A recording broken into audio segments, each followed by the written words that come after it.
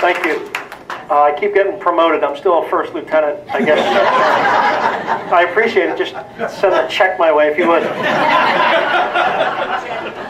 See if that works.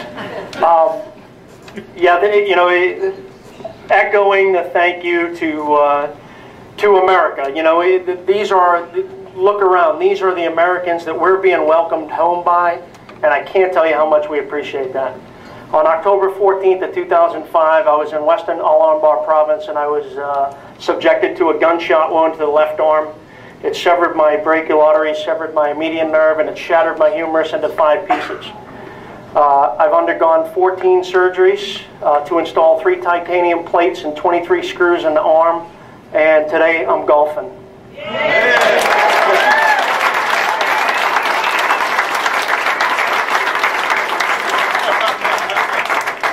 Thanks to the doctors, and thanks to my wife, right?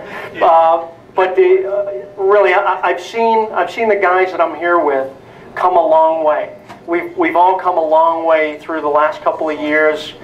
We've made a lot of progress, and what you see in front of you tonight is better than I was yesterday, which is better than I was the day before, which is better than I was in 2005 for sure. We certainly.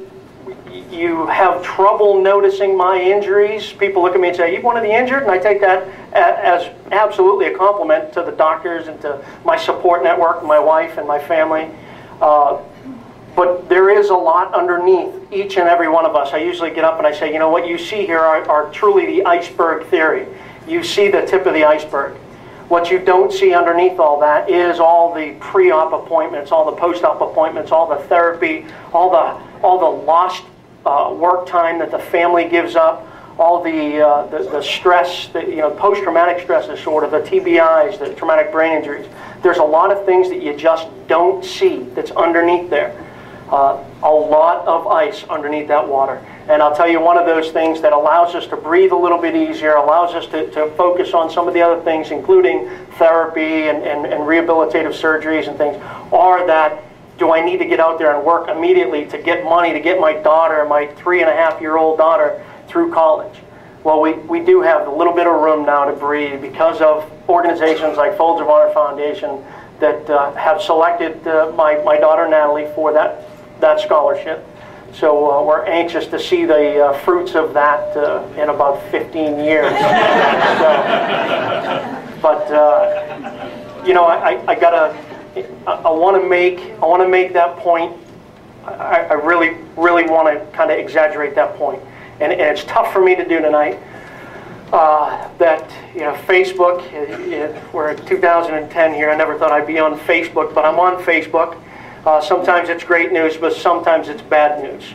I had a friend of mine the other night that was posting normal posts, and the next morning his mom got into his account and posted that the fight was over and PTSD had won.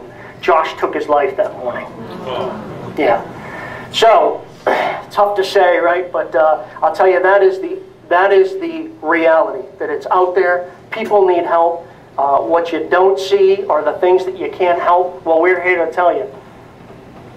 Get with organizations that can help us with those things. Wounded Warrior Project, Folds of Honor Foundation, that's what they're there for. You don't go down the street and ask your buddy to do your taxes, right? You go to the tax people. These people, the Wounded Warrior Project, Injured Marine Semper Fi Fund, they specialize in that. Folds of Honor Foundation specializing in secondary education for children.